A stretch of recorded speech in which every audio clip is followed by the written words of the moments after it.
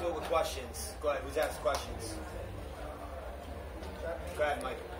What's the plan with Martin? Now do you expect him to be defending both belts simultaneously throughout next year?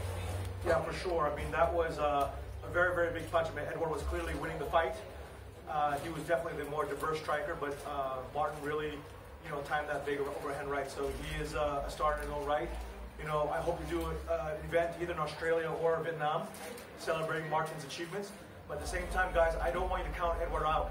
He is a warrior. He's a Filipino hero. And just like all warriors who fall down, he will get back on his feet. Chatri, lots of finishes, lots of exciting fights. Yeah, I thought the most exciting fight was Kevin Belingon versus Kevin Chung. I mean, that was an all-out, back and forth. But one thing I want you guys to notice is look at the level of honor and respect these martial artists have for each other. This is the defining difference between one championship and any other MMA organization in the world. We don't call ourselves an MMA organization. We are a martial arts organization here to celebrate Asia's greatest cultural treasure and the deep-rooted Asian values of integrity, humility, honor, respect, kindness, courage, and strength. And you saw that tonight. You saw amazing skills, but you saw that this was real, authentic martial arts, not the other BS that other promotions put on.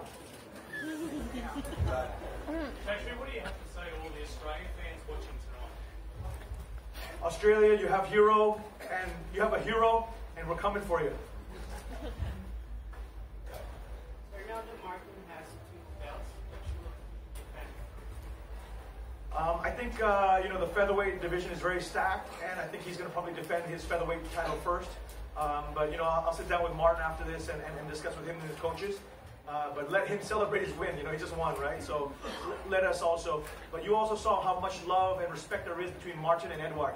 You really saw that. I think if Edward had knocked Martin out, Edward would have done the same thing.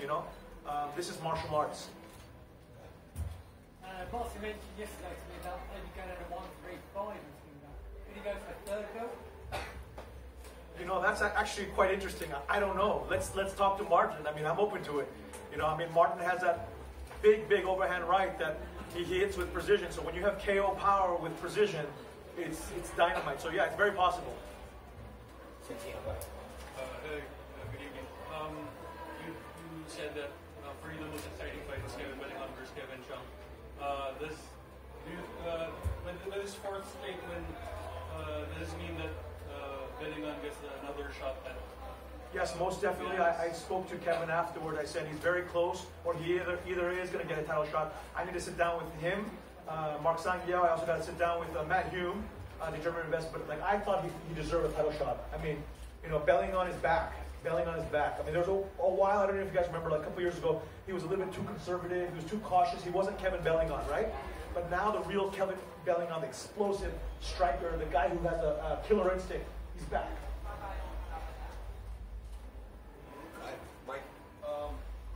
Crossover fights, are these something that you can expect more with one?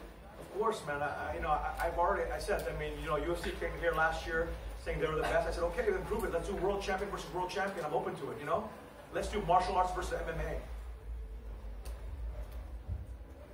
So you mentioned that the fight between the 2 Kevins is the most exciting one. Which result do you think is the most exciting? I think Martin knocking out Edward was the most shocking to me. I actually had Edward as a favorite because I said Edward had a more diverse striking skill set. Yes, Martin had that big overhand right. But I tell you, Fari and his team at KMA Top Team, they really have a brilliant strategy. They always come up with amazing combinations that they drill, and they find the weaknesses in their opponent. So, much hats off to them. But I had Edward the favorite coming into this fight. So Edward's not finished yet, so 2-part question. First, do you expect Ed, will he put him straight back in there to try and get his title back? And either way, do you think he'll be back at the top headline in Mall of Asia next time you come here? I really believe in Edward, not only as a martial artist, but as a human being. So let's see what he does. But I really believe, he has the Igor warrior pride in him. He is a warrior. He's a Filipino, born and bred, real warrior. So look, we all lose in life, right? All of us. all of us, we fail, we fall down, but it's the warriors who get back up and shine again. So I expect Edward to shine again. Okay, first. 4 events next year for Manila. Any gist of the plans? And of course, another question: how's Angela right now? So I spoke to Angela's father this morning and Angela yesterday. You know, Angela physically is banged up. Of course, she has a concussion and bruises and burns as well. But more than that, she's emotionally, I mean, she's having nightmares, she can't sleep. So she fell asleep at the wheel, and the car hit the side of the highway. The wheels came off, it broke the axle, and the car flipped 6 times. And so while it was flipping, she was conscious. So she was asleep, bang, the wheels came off, and then the car started flipping in the air.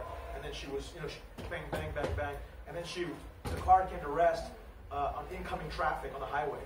And luckily there was no cars, because if there was a car coming in, then it would have been a different story. Also, a seatbelt. The fact that she had a seatbelt on is a different story as well. So that was a lifesaver for her. But she just posted today on Facebook, and I talked to her dad. They plan to come to the Singapore event just to attend to grace the event. And of course, she's bummed out she can't defend the title. Sorry, what was your second question? About 4 events for Manila next year. Any gist of the plans that we have for Manila? Man, 4 events. I'm so excited, you know, because the Philippines market is massive. We're growing. The fans are unbelievable. Did you see the energy today? And what else is, there are so many Filipino fighters who are world class. And that's what One Championship want to do. We want to showcase world-class talent from every country on the global stage. We want to show why Asia has been the home of martial arts for 5,000 years in terms of, and why we are the best in martial arts. Forget about the marketing of our Western counterparts, you know? Real martial arts is not just about fighting or skills. Real martial arts is also about your honor, respect, humility, integrity, courage, discipline, kindness, compassion. These are the things that Asia stands for. These are the things that Asia espouses to be. And these are our heroes. So, you know, I look at the 5,000-year history of martial arts in Asia and I say, this is a time to unite. Everyone in Asia, 4.4 billion people, let's unite behind our history, our culture, our tradition, our values, and our heroes. Asians are the best in martial arts, full stop, period.